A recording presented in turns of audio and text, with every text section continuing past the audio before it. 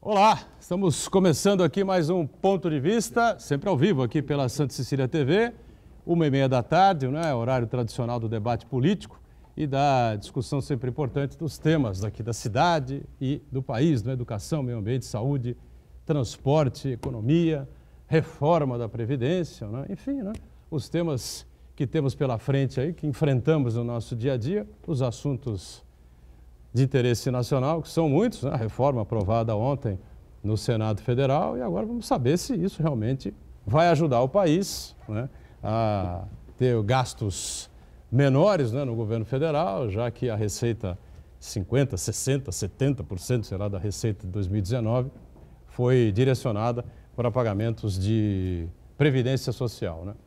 Se isso realmente é verdade, se isso realmente está acontecendo, ninguém sabe, né? Vamos aguardar para que coisas melhores aconteçam ao Brasil, não? Que haja realmente mais investimento, geração de emprego e renda e que haja mais prosperidade, né, para todos nós. O exemplo do Chile, né, tão defendido pelo ministro da Fazenda, o ministro da Economia, Paulo Guedes, parece que realmente não é dos melhores, né? A confusão está formada no país vizinho, né, país importante, e 15 mortos nos últimos 15 dias, 16 dias, né, aproximadamente, tanta confusão, e o presidente já voltando atrás em relação ao aumento da tarifa de metrô e outras questões aí administrativas e econômicas do Chile.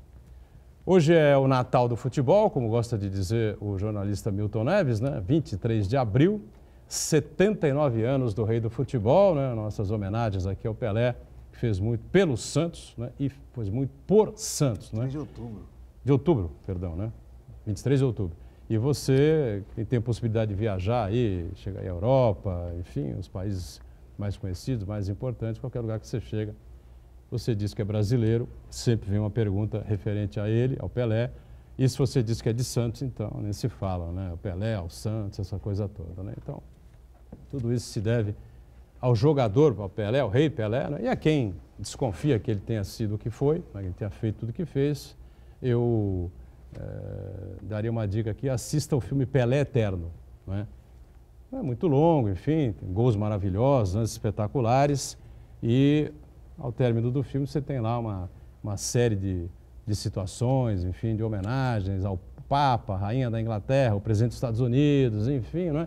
Você tem lá mais ou menos 25%, 30% do que foi Pelé, né? Só isso já basta para ele ser superior a todos os outros que você possa imaginar juntos. Muito bem, Ponto de Vista tem sempre a reprise às 8 da noite, não é? E a gente com prazer recebe aqui à esquerda o Augusto Capô de Casa, diretor da Santa Casa da Misericórdia aqui de Santos, que mais uma vez colabora conosco aqui. Tudo bem, Augusto? Tudo bem, Boturão, boa tarde a você, aos telespectadores, ao Edmur, ao Marco Santana. Vamos fazer um bom programa hoje. Edmur Mesquita, não é? Sempre político, não é? Ele que foi aqui vereador na cidade, secretário municipal, deputado estadual, secretário de Estado, enfim, não é? E agora, nos últimos tempos, vem aí cuidando um pouco mais da saúde, né? Que acaba ficando um pouco descuidada por conta da vida partidária, vida política, enfim, os vários compromissos, e reconheceu, né, publicamente, né, anunciou publicamente que está enfrentando aí um problema de saúde já há 5 ou 6 anos, que é o mal de Parkinson, e a gente vai poder conversar com o Edmur a respeito desse tema, e que tem alguns projetos interessantes, inclusive que tem uma relação aí com o poder público, né, Edmur? Prazer revê-lo. Tudo bem? Tudo bem, Edgar. Obrigado pelo convite. Eu estava com saudade, já faz tempo que eu não frequento aqui o seu programa Ponto de Vista, né? Mas quero agradecer e dizer da minha honra de estar presente mais uma vez aqui nessa conversa, nesse diálogo com os seus telespectadores, que convenhamos, não são poucos. Opa, né? São obrigado. muitos. Muito obrigado. E na ponta o Marco Santana, atento sempre às redes sociais, às nossas transmissões aqui do Ponto de Vista e a sua participação, que é sempre muito importante com a gente aqui. Tudo bem aí, Santana? Tudo bem, boa tarde a todos, em especial que nos acompanha ao vivo. Quero convidar você a participar também do programa, mandando sua pergunta, crítica, sugestão pelo Facebook. Ponto de Vista com Edgar Boturão, ou então por e-mail, contato@pontodevista.tv.br. O programa pode ser acompanhado ao vivo pela internet, santaportal.com.br/tv. As edições anteriores do Ponto de Vista ficam disponíveis na internet também, no nosso canal no YouTube e na nossa página no Facebook. E você que acompanha a reprise às 20 horas, uma boa noite. Boa noite. Você sempre está acompanhando a gente na reprise e hoje, evidentemente, nós não vamos ter a informação mais importante do dia. Acho que será a informação mais importante do dia, essa decisão do Supremo Tribunal Federal com relação à prisão em segunda instância ou não, né? Eu sei que até agora eu acompanho o voto do ministro relator, Marco Aurélio Mello, que, como todo mundo já sabia, votou contra a prisão em segunda instância. Tem muita gente chutando aí, vai dar 6-5, vai dar 7-4. Pessoas, 80%, 90% das pessoas que estão aí arriscando seus palpites acreditam que o Supremo vai virar outra vez o entendimento e aí prisão em segunda instância fica cancelada, teremos prisões só a partir do transitado em julgado ou em casos excepcionais, enfim. É uma confusão dos infernos o que acontece no Brasil, uma insegurança jurídica total, não é? Acho que o entendimento estava aí feito, agora vamos mudar de novo. Eu não sei como é que fica a nossa situação aqui. O que eu sei é que o Senado aprovou ontem, não é? Edmur e Augusto, antes da gente falar mais precisamente dessa questão importante, essa revelação aí que fez o Edmur, né, recentemente, o que ele tem feito aí para controlar o problema, o que ele pretende fazer, né, na área pública, inclusive parcerias aí com prefeituras, não sei, com hospitais, vai explicar para a gente. Mas a reforma, tão sonhada reforma, foi aprovada, Augusto Capô de Casa. Como é que você sentiu aí essa aprovação e você tem expectativa? Como é que você vê isso? Eu acho que, primeiro, a gente elimina mais um problema da frente e o país consegue começar o ano de 2020 com um horizonte diferente, né? O reflexo foi imediato, o dólar recuou, as ações, a Bolsa de Valores teve uma avaliação bastante positiva, né? Então, são etapas que nós devemos superar para que o país comece a ter um pouco de estabilidade, né? Se a gente não consegue ter estabilidade na área política, pelo menos na área financeira, ajudaria bastante, né? Eu hoje vi a mensagem que o filho do presidente... O 01, 02 ou 03? Eu não sei, o Calucho é 01 ou 02? 02. Ele excluiu a Vera Magalhães, a jornalista Vera Magalhães, e fez um episódio igual o Donald Trump fez nos Estados Unidos. Ele excluiu do Twitter a Vera Magalhães, ela se rebelou, e aí depois ele excluiu do Twitter do pai, o oficial. Né? Quer dizer, ele que usa ele o Twitter tem a do pai, senha. né? Que ele usa o Reconheceu Twitter publicamente isso. É uma coisa, no mínimo é falsidade ideológica. Por mais que seja filho. Reconhecida, né? Assumida. Assumida. E eu achei curioso a resposta dele ao incluí-la de novo, ao desbloqueá-la, né? Eu acho que o pai chamou a atenção dele e ele desbloqueou. E ele deu uma risadinha, falou, e aí, meu pai mandou te desbloquear. E um monte de risadinha. Realmente, é aquilo que nós conversamos na semana passada, não dá para conseguir entender essa condição política que a gente está vivendo. Não dá para entender, sinceramente não dá para entender. Espero que com essa etapa da Previdência vencida, a gente possa começar um ano, 2019 já se perdeu, comecemos um ano de forma mais, com um objetivo traçado de crescimento, porque se mantivermos o ano de 2019, realmente o país vai entrar, já está num colapso, só vai aumentar. Só queria fazer aqui uma reflexão importante. Hoje, naturalmente, que é aniversário do Pelé, apesar do registro dele ser de 21 de outubro, né? Ele historicamente comemora no dia 23 de outubro, deve haver alguma motivação. O Pelé que quase jogou no Corinthians, né? Todo mundo sabe disso. Sonho meu. Quase foi um jogador do Corinthians. Mas eu queria lembrar uma data... Sonhar não paga nada. Eu gostaria de lembrar aqui uma data importante e que às vezes passa desapercebido todos nós.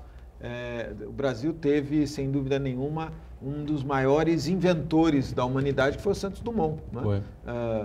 Hoje, pai da aviação. Hoje a gente utiliza aí os relógios de pulso, né? E foi uma invenção do Santos Dumont. Há controvérsias em outras invenções, né? Aviação, sempre aparece algum e tal, mas hoje, 23 de outubro, foi o primeiro voo do 14 bis, alcançou 25 metros, né? E é comemorado o Dia da Aviação, em razão disso, apesar dos americanos pleitearem para eles a invenção do avião.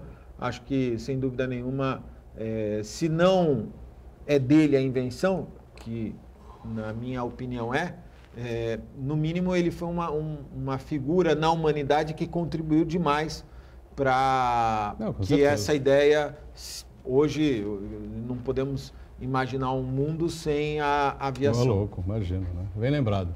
Bom, Edmur, sempre aí antenado com a política, com as questões que envolvem o Estado, a cidade, a União, enfim, né? E agora, diz aí o presidente do Senado, Davi Alcolumbre, que leva 10 dias para a promulgação.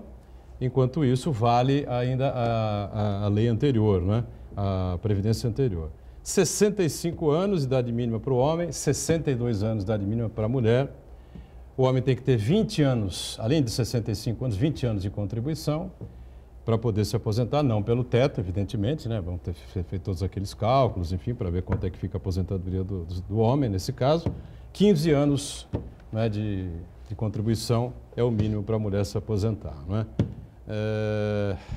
E aí, onde vamos? Olha, eu acho que o Brasil está dando passos na direção de recompor-se do ponto de vista econômico, mas de forma muito atrasada. Eu me lembro aqui, o Augusto fazendo os comentários dele na questão econômica, né? Eu me lembro quando o Mário Covas foi candidato a presidente da República, a marca do discurso dele, que ele fez no Senado da República, era senador na época, foi que o país precisaria, era um imperativo passar por um choque de capitalismo. É isso, exatamente. Lembra-se? Sim.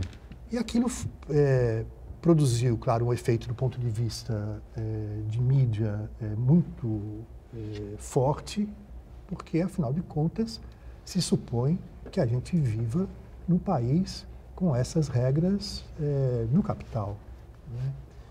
Mas, na verdade, nós estamos ainda engatinhando, né, no processo de modernização do capitalismo. Nós estamos ainda muito distantes disso. Você tem situações que são muito curiosas no Brasil e muito contraditórias. Ao mesmo tempo que você tem centros de excelência extraordinários na área cardiológica, é uma área que eu tenho uma experiência também na vida, né? Já com 2 infartos e tendo colocado 2 stents e tendo feito a cirurgia extracorpórea e colocação de 3 pontes, 2 safenas e uma mamária. Eu sou... É um biônico. Praticamente isso, né? E você pega a experiência, por exemplo, do INCOR. O INCOR é uma referência, Marcos, internacional. É considerado o 3º melhor instituto de cardiologia do mundo. Olha, isso é impressionante, né? Como também em outras... Cirurgia plástica, por exemplo. Como também em outras áreas, né? Mas você tem, ao mesmo tempo, um país que tem cerca de 100 milhões de habitantes que não tem acesso ao saneamento básico, aquilo que é absolutamente essencial, até para diminuir, né, o índice de mortalidade infantil. Então, são esses contrastes que nós vivemos no Brasil.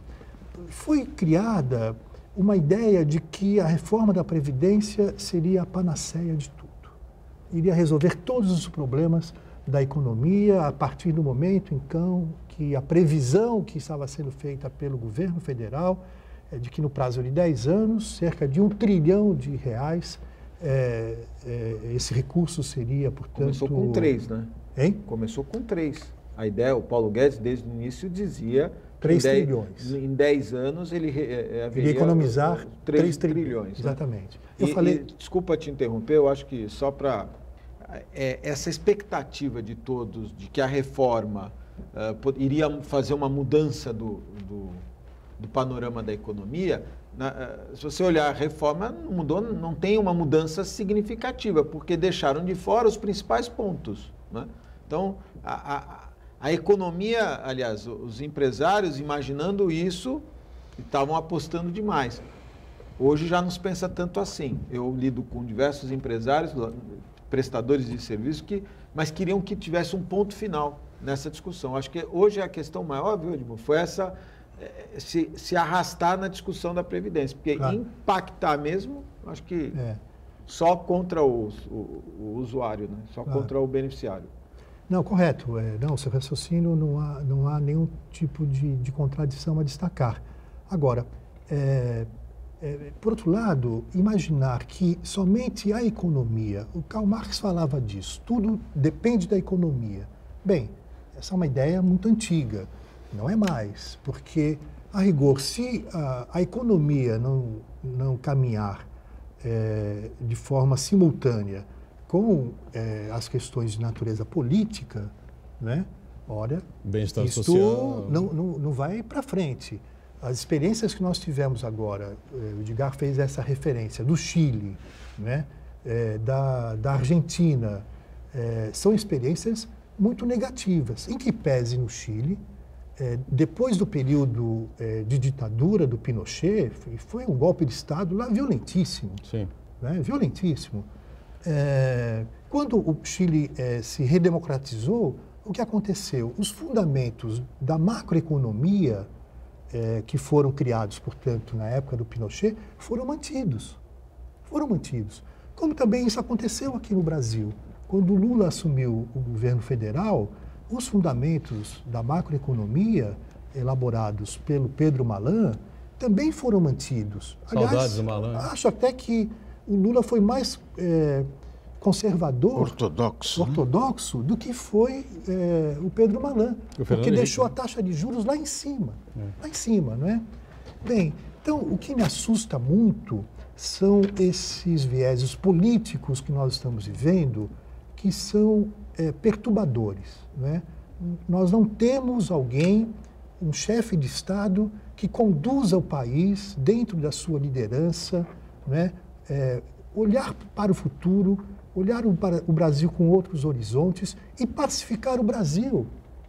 Daquilo que foi feito na campanha, né, e a condenação daquela conduta que era adotada em parte pelo PT, dos nós contra eles, isso permanece hoje ainda. Inverteu eles contra nós agora. Só que dentro de um eixo político de natureza conservadora.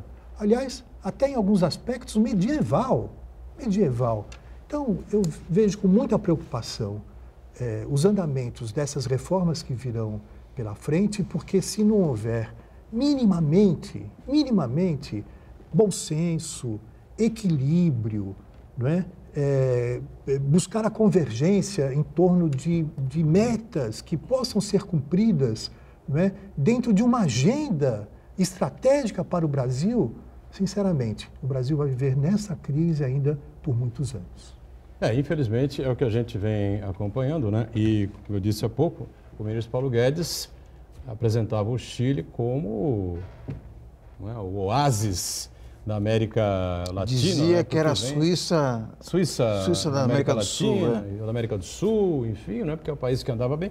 E realmente, quem tem a oportunidade de conhecer o Chile, andar por Santiago, Valparaíso, né? Vinha del Mar, aquelas cidades importantes todas, tem a ideia de que a ideia de que é um país progressista, né? Que a economia caminhava bem e essa coisa toda. Realmente percebeu-se que não era bem assim. E essa questão da capitalização da Previdência, né? Tem aí uma participação muito grande nessa revolta popular que se dá no Chile, porque gerou aí uma legião de aposentados completamente empobrecidos, grande percentual de aposentados quase que sem renda nenhuma, né? Porque como é que vai fazer capitalização se não sobra dinheiro na conta do cidadão no final do mês, né? O cara vai capitalizar o quê? Se ele paga isso, paga aquilo, paga aquilo outro, o salário não é suficiente, ainda fica devendo alguma conta ou outra no final do mês. Quer dizer, é praticamente impossível, né? O Santana tem alguma coisa a concluir aí para a gente? Eu acho que o exemplo do Chile é emblemático para as pessoas que defendem essa reforma da Previdência, porque realmente uma reforma na Previdência era necessária.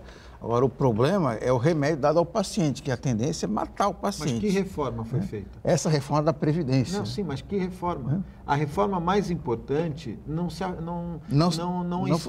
acabou não sendo afetada. Qual era? Nós temos problemas. A gente tem que discutir o seguinte: não adianta continuar tirando dinheiro do povo.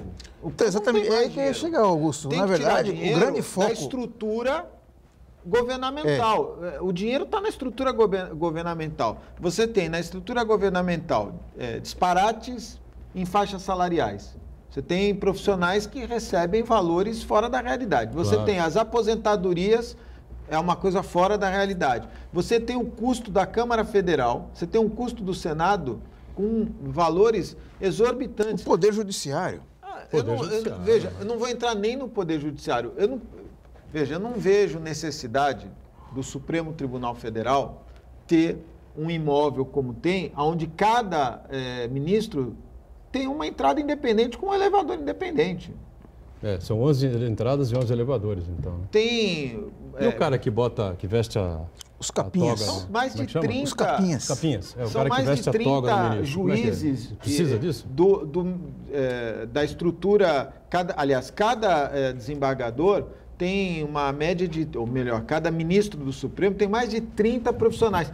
Veja, eu não estou dizendo que não deva ter, eu não estou dizendo que não é adequado, estou dizendo que não adianta continuar querendo tirar dinheiro do povão. O povão não tem mais dinheiro. Você está dizendo, aí você vai no Chile, você quer saber como é que um país está? Meu pai me ensinou isso. Meu pai italiano, ele dizia assim, você quer saber? Pega o táxi. Você pergunta para o taxista ou pergunta para o Uber. Você vai no Chile hoje...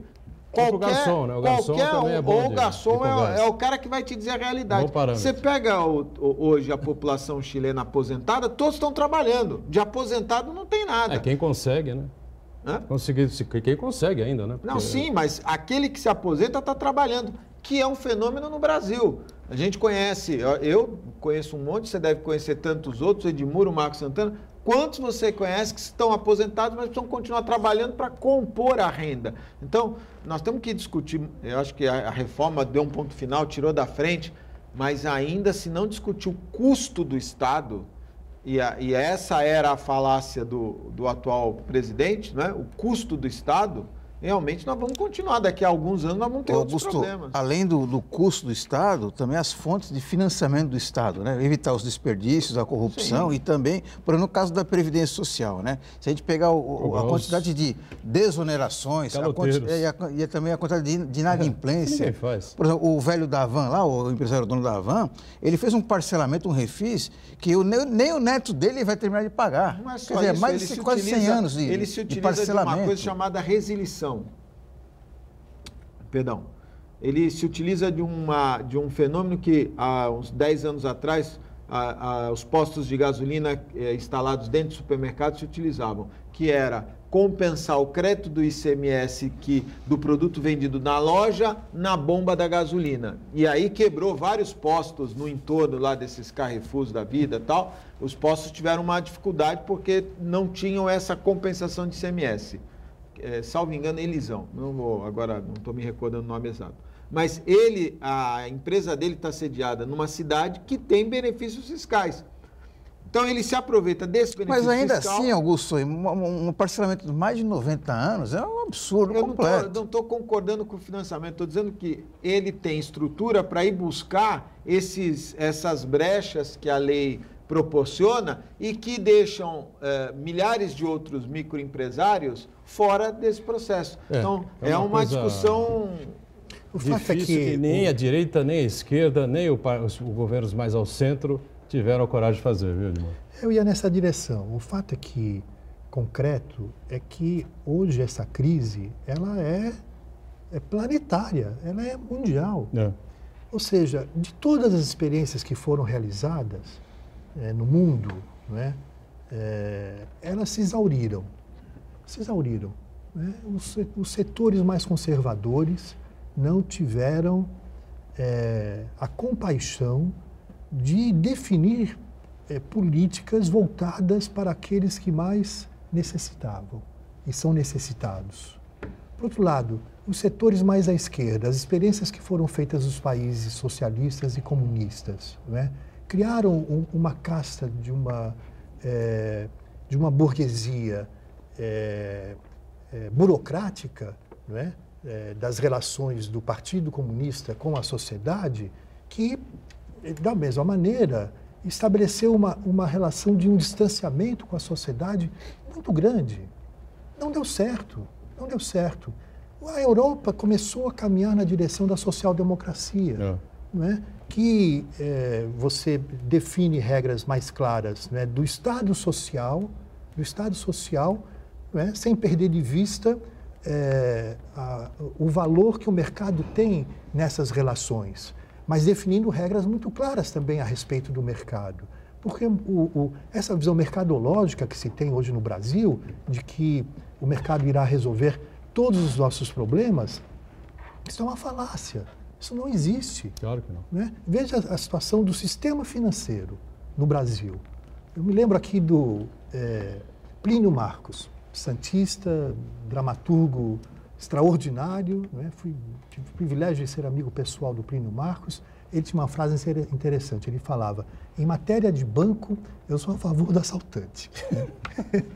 Olha, o sistema financeiro é incrível, os privilégios que dispõe, não é? E que é algo intocável. Algo intocável. Porque financiam as grandes campanhas, enfim. Isso, né? então, se nós não tivermos clareza na construção hoje, não é?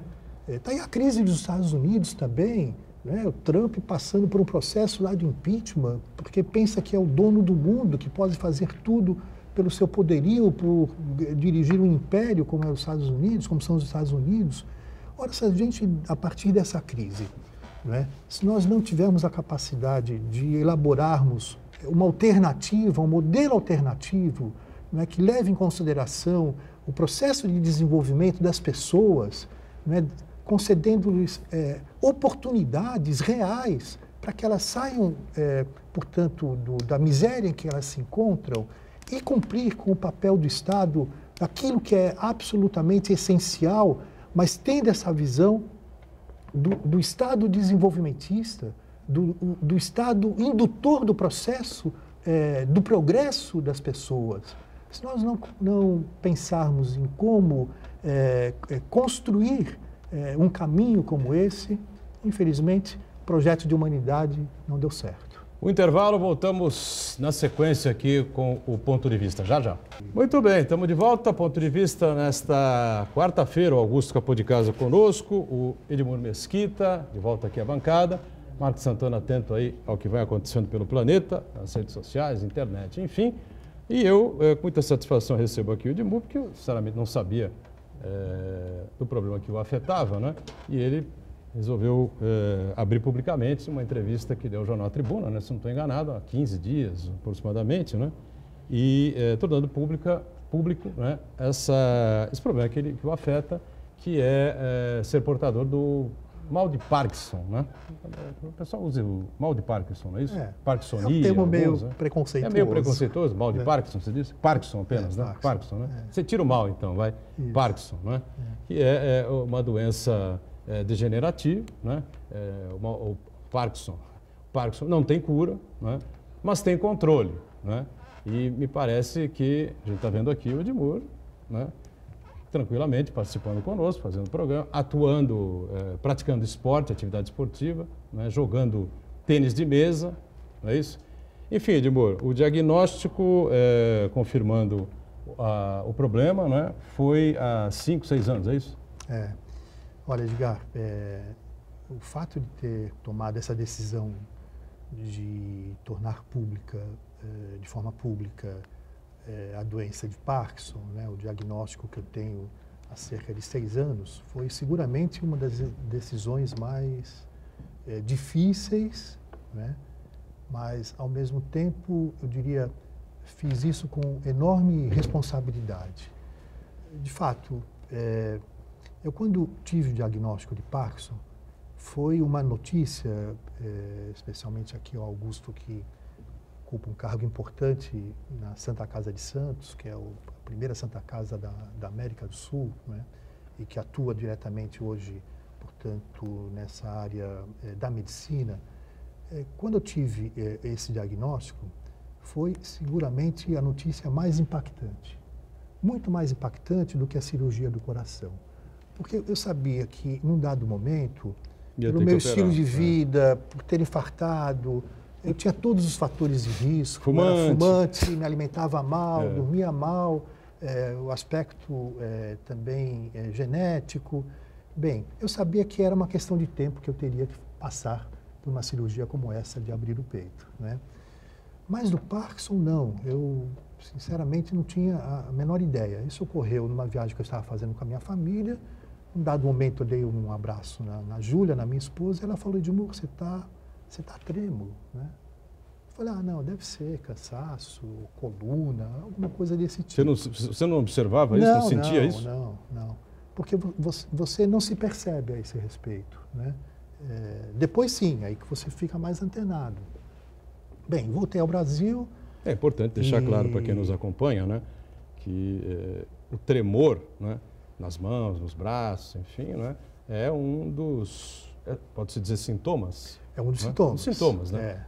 São diversos sintomas, né? Então, o tremor é um deles, a falta de direção, né? Também você anda, pode cair para um lado, para o outro, a perda do olfato, a demência, né? São todos fatores, né? E o tremor é aquele que é mais visível, mas são todos esses sintomas que naturalmente compõem a doença de Parkinson. E como você disse, é uma doença degenerativa, crônica, não há cura ainda identificada nesse momento, e ela é progressiva, porque, de certa forma, ela só se manifesta, Edgar, quando cerca de 70% das células que são responsáveis pelo sistema nervoso já estão comprometidas. Ou seja, só aparecem os sintomas, a pessoa só começa a ter essa noção de que realmente pode estar com o problema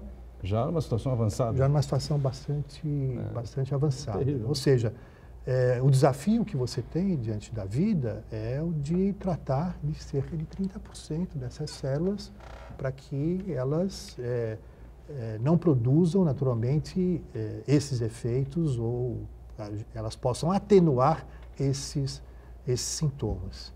Bem, eu vinha meditando muito a esse respeito, né? E recentemente eu comecei a jogar então tênis em mesa, por orientação de 6 médica, meses. Não? Foi algo absolutamente casual. Eu estava vendo um dos canais de esportes da televisão, de repente eu vejo o Calderano jogando uma final de um Grand Slam nos Estados Unidos. Eu nunca tinha ouvido falar dele, né? Enfim, mas ele é o 6º melhor jogador de tênis de mesa do mundo. Os 5 primeiros são asiáticos, né? Ele é o 6º, foi bicampeão pan-americano e é um talento extraordinário. E 22 anos, né? 23 anos, é um garoto, né? Bem, eu vendo aquele jogo, eu fiquei muito impressionado. No dia seguinte, eu me comuniquei com o Clube Saldanha da Gama, que, aliás, inclusive, aqui a Santa Cecília, por intermédio do estimado Marcelo e a Lúcia e a Silvia, tem uma parceria com o Saldanha da Gama, no tênis de mesa, e liguei para lá e me interessei. E comecei lá, junto com o professor Maeda, que é um técnico extraordinário, muito competente, e comecei a jogar. Absorvi, em grande parte, os fundamentos técnicos do tênis de campo, que foi o esporte que eu sempre pratiquei na minha vida. Eu, com 13 anos, eu fui professor de tênis de campo. Né? Foi meu primeiro emprego na vida, fui professor de tênis de campo. O Edmur, ele não gosta de falar muito, não fala muito sobre isso, o Edmur foi um talento no tênis de campo. Inclusive, defendeu a cidade aí, em jogos regionais, jogos abertos, inúmeras vezes, né? Não fosse a política, poderia ter ido muito mais longe, não é, do que ficado aqui só pelos nessas cercanias aqui regionais. Verdade. E, bem, então comecei a jogar tênis de campo, tênis de mesa agora há 6 meses. E evoluí rapidamente. Já conquistei diversos títulos aqui em São Paulo. Eu já acompanhei você. Inclusive teve um mundial agora, mas aí especificamente para os portadores. Isso. Né, aí eu tive acesso a essa informação de que um músico norte-americano consagrado nos Estados Unidos, compositor, pianista, violonista, chamado Nena de Bar, ele músico consagrado, teve a doença de Parkinson manifestada, né? E de tal maneira a doença evoluiu que ele parou de tocar piano e violão porque já não conseguia mais fazer os acordes. Porque também um outro sintoma é de você ficar com os dedos enrijecidos, né? Cãibra também, né? Cãibra fortíssima. E ele parou de tocar piano e violão. Bem, passou um período, começou o tratamento, evidentemente, um amigo dele falou, escuta, por que você não começa a jogar tênis de campo? Tênis e mesa. Tênis e mesa. Porque isso vai lhe fazer muito bem, a questão do reflexo, do movimento que você faz, etc. Conclusão, ele começou a jogar tênis de mesa e, tempos depois, voltou a tocar piano e a tocar violão. Melhorou. Né? Melhorou sensivelmente. E ele, então, por ser uma figura muito popular nos Estados Unidos, ele, então, abraçou essa causa, né, do Parkinson vinculado ao tênis de mesa e também à música. E ele, então, coordenou o primeiro torneio mundial de tênis de mesa somente para aqueles que são portadores de Parkinson. E eu me interessei por isso. Eu falei, bom, na medida que eu vou participar de um torneio, portanto, com esse foco, né, claro, eu tenho que tornar isso público, não tenho mais nenhuma outra alternativa, né? E fiz isso. E lá o torneio, eu fui vice-campeão mundial de simples e terceiro colocado em duplas. Eu fiquei muito impressionado. Primeiro com o grau de organização, etc. Né? Coisa de americano. Segundo, o fato de que você tinha jogadores de tênis de mesa com 70 anos, 70 e poucos anos, que começaram a jogar novos, né, na sua adolescência, na sua juventude, que foram campeões nacionais de seus países, né, que jogam muito bem, uma barbaridade, mas que a doença que se manifestava neles era algo comovente. Um deles, um japonês, chegava na mesa, né, começava a bater. Batia. De repente ele travava, Augusto e Marcos. Ele travava, não conseguia sair do lugar.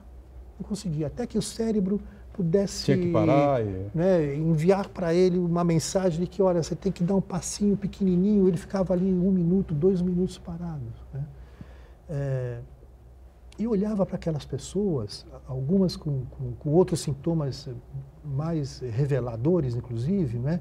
Eu olhando para aquelas pessoas, falei, caramba, essas pessoas estão aqui nem por causa dessa doença, essas pessoas abandonaram a esperança de vida. Claro. É um exemplo extraordinário. Sem dúvida, sem dúvida. Foi seguramente a melhor experiência que eu tive na minha vida ao longo de todos esses anos, né?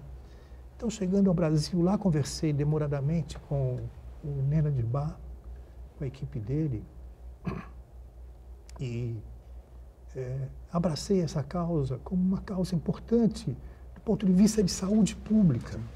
É muito comum, você vai na periferia de uma cidade, você vê uma pessoa que está ali tremendo, né? Que não tem segurança na sua caminhada, no seu andar. Não sabe, às vezes, nem o que tem, né? Não sabe nem o que tem. Aí você pergunta para alguém, por que essa pessoa tem esse sintoma? Fala, não, é porque ele bebe muito, ele é dependente de álcool, né? Ou popularmente as pessoas falam isso, ele é cachaceiro. Né? Né? Acham isso. Né? E não é, ele tem a doença, mas não teve a oportunidade de ter acesso ao diagnóstico. O momento é muito simples, é feito no próprio consultório, um exame clínico que o médico faz. E quanto mais precoce, melhor, né? E claro, evidentemente. No seu caso foi assim, né? Exame clínico. Foi exame clínico. Depois eu fiz o Júlia, exame... sua esposa, de Moura, você está trêmulo e tal, você falou que não, aqui, isso aqui é lógico. A primeira reação da pessoa é dizer que não, imagina, é claro que não. Quando você percebeu que ia ser necessário, você procurou um neurologista? Neurologista. Sei. Né? E aí, no exame clínico, ele já diagnosticou, deu o diagnóstico. Depois eu fiz uma nova consulta com outro neurologista. Ah, claro, para tirar dúvida. Né? Porque o diagnóstico era aquele mesmo. Mas, às vezes, há uma diferença do ponto de vista, né, do tratamento, há escolas diferenciadas, né? Mas os dois bateram. Enfim, então... Hoje você está sob tratamento? sobre tratamento. É isso que eu perguntei, Edmundo. E o tênis de mesa tem sido uma atividade importante para você fazer os movimentos. É fundamental que você tenha essa atividade esportiva, física, né? Para que você, de alguma maneira, atenue um pouco esses sintomas. Eu vou fazer um intervalo, nós estouramos aqui o segundo bloco. Na volta, o Santana quer fazer uma colocação, o Augusto também, evidentemente, fala, não só questionando aqui o Edmundo, também a Santa Casa, evidentemente, deve ter lá os casos que envolvem o problema do Parkinson também, né? A gente volta daqui a pouquinho, em instantes. Muito bem, a sequência do ponto de vista, a gente está conversando aqui com o Edmundo Mesquita sobre o Parkinson, não é? Que é uma doença degenerativa, não é? E que, evidentemente, é controlável. O Edmundo está mostrando aqui, provando aqui para nós que é possível, né, conviver com o Parkinson e seguir a vida numa normalidade, inclusive praticando uma atividade física que faz muito bem, não é, a quem tem esse problema, que é o tênis de mesa, né? O Santana queria fazer uma colocação, o Augusto fica à vontade também. O Edmundo colocou muito bem que, como várias outras doenças, o Parkinson também está envolto com uma grande dose de preconceito, né? Muitas vezes, muitas pessoas confundem os sintomas do Parkinson com uma crise de abstinência de quem sofre de alcoolismo ou até mesmo de outras drogas, né? E as causas em si permanecem um mistério ainda, né? Eu acho que o Edmundo, naturalmente, quando uma pessoa tem um problema, ela acaba se tornando uma estudiosa daquela questão, né, Edmundo? Eu acho que você deve ter pesquisado bastante sobre o Parkinson. Eu queria saber se você consegue ajudar a gente a entender as causas da doença, se tem a ver com o histórico familiar e se também o estilo de vida da pessoa ao longo da vida também tem alguma influência para a pessoa desenvolver o Parkinson. Olha, é claro que são fatores que devem, naturalmente, de certa forma, potencializar essa doença, né? A Alemanha está muito adiantada em estudos científicos para entender melhor as causas da doença e, sobretudo, apresentar num dado momento, creio que no prazo aí de 5 anos, pelo menos, são essas informações que são disponibilizadas, né, em órgãos que são especializados nessa matéria. E no prazo de 5 anos, aproximadamente, a Alemanha deverá descobrir, portanto, a causa, a raiz dessa doença e qual será o procedimento a ser adotado para que, portanto, você possa diminuir os efeitos dela. Portanto, por outro lado, também quero aqui destacar, não é, que eu assumi essa bandeira primeiro, também como uma forma de retribuir aquilo que eu tanto recebi da sociedade, em diversos momentos da minha vida, não é? E penso que essa questão do Parkinson tem que ser vista, tem que ser enxergada uma questão de saúde pública. Saúde pública, assim como é feito, né, Augusto? São feitas essas campanhas a respeito do câncer de mama, a respeito da próstata, Outubro Rosa, Novembro Azul, etc., né? Eu quero me dedicar a isto dentro dessa visão, portanto, do ponto de vista do compromisso que o setor público tem que ter, não é, em realizar essas campanhas, em realizar uma política voltada para o Parkinson também. Acho que eu estou pedindo, inclusive, já mantive contato com o prefeito de Santos, Paulo Gomes Barbosa, estou aguardando Paulo Alexandre Barbosa, estou aguardando um retorno para tratarmos esse assunto, não é? Também mantive contato, nessa conversa que eu tive lá nos Estados Unidos, mantive contato diretamente com o coordenador do torneio, esse Nena Dibá, e a ideia é de criarmos aqui no Brasil também um instituto que cuide somente disso, dentro dessas duas vertentes, da atividade esportiva, no caso do tênis de mesa, e também da música. Não é? Legal, eu acho importante isso, porque, afinal de contas, o Parkinson não é assim tão raro como as pessoas pensam, né? Estima-se que hoje a gente deve ter no mundo algo em torno de uma população de cerca de 2%. De 2% de pessoas, portanto, do mundo, né? Essa 2%. Esse percentual não é muito diferente em cada um dos países, que pode ficar entre 1,5% ou também até 2%. Não se tem um trabalho científico ainda de levantamento a respeito desse número de pessoas, portanto, com esse diagnóstico. Mas essa é uma estimativa. Você teria no Brasil praticamente 4 milhões e pouco de pessoas que têm o problema, sofrem com mal de Parkinson. Exatamente. Com o Parkinson, perdão. Com o Parkinson, né? Por outro lado, acho que também é importante, eu estou envolvendo o presidente da Confederação Brasileira de Tênis de Mesa, o Alaor, que morou aqui, inclusive, em Santos, um certo período, né? Conversei já com o presidente da Federação de Tênis de Mesa do Estado de São Paulo, o Lidney, e vamos fazer uma ação, né? Com todas as federações dos estados aqui no Brasil, mas o primeiro passo será dado com o presidente da Confederação Brasileira de Tênis de Mesa, para que a partir dali a gente possa disparar um conjunto de medidas e de ações para pensarmos, portanto, quem sabe, em trazer para cá para o Brasil também, criar aqui no Brasil um instituto nos moldes que nós criamos lá nos Estados Unidos e fazendo um lançamento disso, dando visibilidade para isso. Então, eu vou também estabelecer contato com as diversas associações que nós temos. Temos no estado de São Paulo, parece que aqui em Santos também tem uma associação que cuida especificamente disso. Estou tentando identificar e fazer esse trabalho de parceria, não é? Seja com a Santa Casa, com a Beneficência Portuguesa, com os hospitais aqui da região, não é?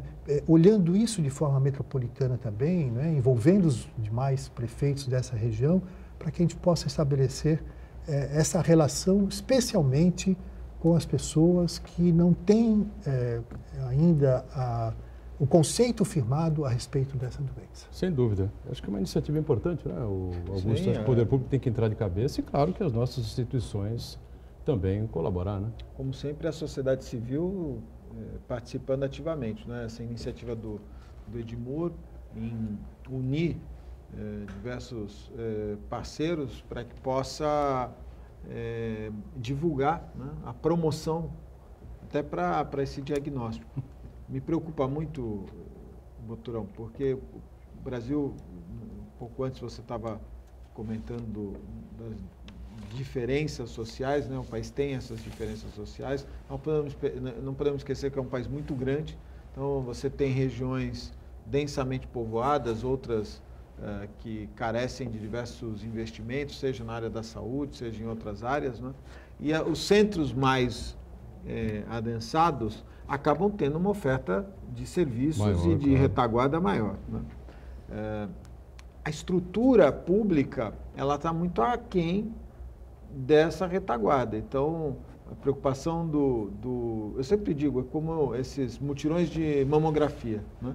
Fazer o exame da mamografia é fundamental. A mulher fazer o autoexame é importante, a mamografia vai completar o exame, mas e o tratamento? Claro. Né? Quer dizer, se for diagnosticado outubro, com problema, rosa, todo mundo faz mamografia, todo mundo se preocupa. Diagnosticado, o Estado, não estou dizendo para quem tem plano, quem tem condições, estou dizendo para quem não está inserido nessa estrutura de retaguarda. Diagnosticou, e agora? Não é? Ele vai ter tratamento, ele vai ter acompanhamento. Eu vi o ministro da Saúde ontem fazendo aqui dando uma entrevista dizendo o seguinte: eles vão acompanhar, vão monitorar 10 anos, 15 anos, todos os voluntários que tiveram contato com o óleo. Você viu essa matéria? Diz assim, olha, nós já estamos monitorando o pessoal de Brumadinho e agora nós vamos monitorar o pessoal dos óleos, o pessoal que teve contato com o óleo. O óleo é muito pior, né? Sim, são mas 2.000 e tantos quilômetros pelas praias do Você Nordeste. crê que isso é real? Eu acho difícil, muito difícil. Brumadinho nem ainda pagaram é possível. aí, mas nem pagaram. Nem pagaram, né? Nem pagaram. Mas Brumadinho ainda é possível, né? Não Porque sei, um tenho município dúvidas. pequeno e tal. Agora você vai monitorar. Sim, mas o problema de 2.000 e não sei quantos quilômetros nas o praias do problema Nordeste. de Brumadinho não é Brumadinho, é todo o percurso que a lama teve, que envolveu diversos municípios. Então, às vezes o poder público, o Edmundo já esteve nesse lado, sabe como é, às vezes na ânsia de responder, dar uma resposta à sociedade, né, o ministro falou, não, nós vamos monitorar todo mundo. Há uma necessidade de políticas públicas mais consistentes. Então, imagina só, o Edmundo está formando um grupo de atores, né, de participantes, para poder orientar as pessoas para um diagnóstico. Às vezes, pessoas que estão sendo taxadas com uma doença que é alcoolismo e tem outra, né? Então, essa pessoa, quando ela for diagnosticada pelo Parkinson, ela vai ter essa retaguarda do poder público? O poder público vai dar atenção? E nós não estamos falando de hospital. Porque nós temos, nós temos que separar as coisas, né? Às vezes a pessoa fala assim, eu estou com tal síndrome, eu estou com determinada doença, no hospital não é o local para isso. O poder público tem que ter equipamentos apropriados para isso.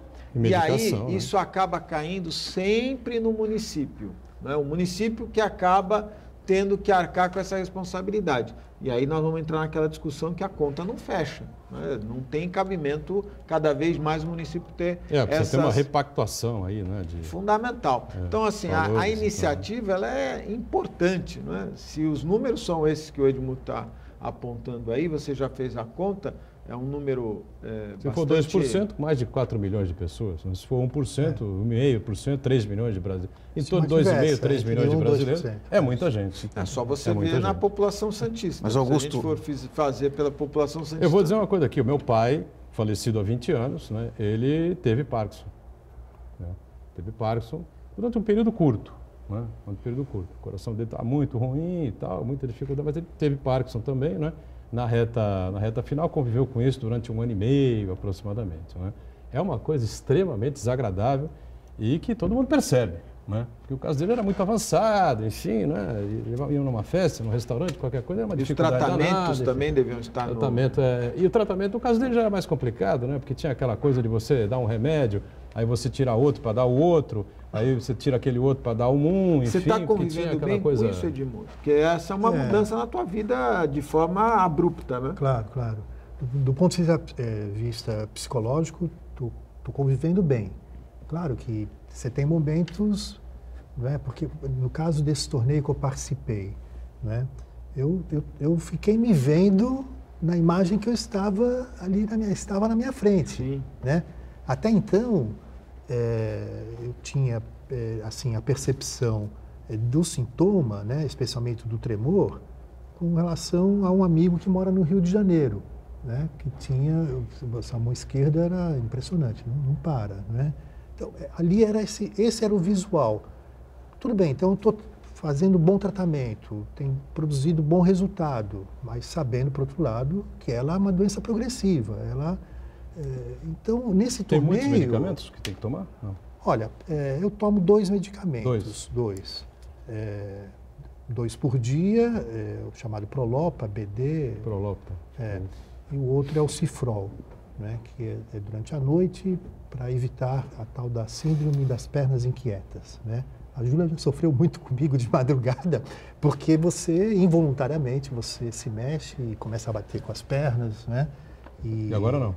E agora não. Esse remédio tem sido muito importante, né? Agora, claro, tem momentos, por exemplo, de muita tensão, que eu me vejo trêmulo, né? Às vezes, quando eu deito, sinto tremor na região do tórax, levanto de madrugada, mas às sabe vezes, que com isso dores é natural da câimbra, sim. Natural da... É natural. Bom, realmente é um desafio. Desafio que tem que enfrentar e o Edmundo está enfrentando muito bem. Não sei que o Santana queria completar alguma coisa. Só reforçar isso, que um grande avanço para se combater um problema é admitir que ele existe, né? Não colocá-lo, atribuí-lo a outra causa ou fingir que ele não existe, né? Claro. E isso daí possibilita como consequência o diagnóstico precoce. Quanto antes a pessoa percebe que ela tem um problema, mais ferramentas, mais instrumentos ela tem para poder combater esse problema, né? E antes da gente encerrar, só queria que o Augusto, em um minutinho aí, 30 segundos, desse uma pincelada aí, um investimento importante lá na Santa Casa, que é o novo PS, né? Novo verdade. PA. Eu vou trazer imagens aqui para você, para o programa, para os nossos telespectadores. A estrutura do pronto-socorro ela vai mudar em breve, creio que em 30 dias a gente passe.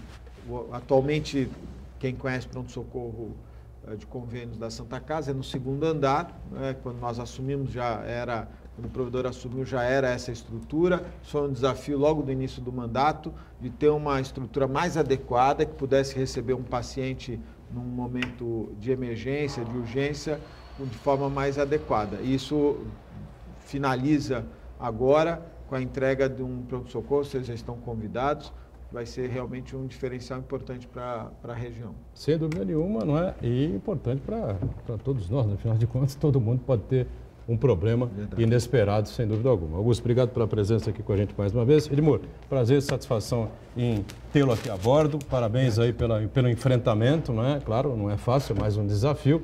Mas você está se saindo bem, viu? Parabéns. Valeu. Obrigado uma outra pela com a gente. oportunidade. Eu sempre fui afeito a enfrentar esses desafios. Não vai ser agora que eu vou olhar para trás. Não, vou enfrentar e acho que posso contribuir significativamente para que a gente diminua, atenue os efeitos dos sintomas do Parkinson. Muito obrigado. Marcos Santana diariamente conosco, a gente com você, sempre de segunda a sexta-feira, aqui pela Santa Cecília TV, 1h30 da tarde, ponto de vista é ao vivo, e reprise às 8 da noite. Tchau. Obrigado. Valeu, gente.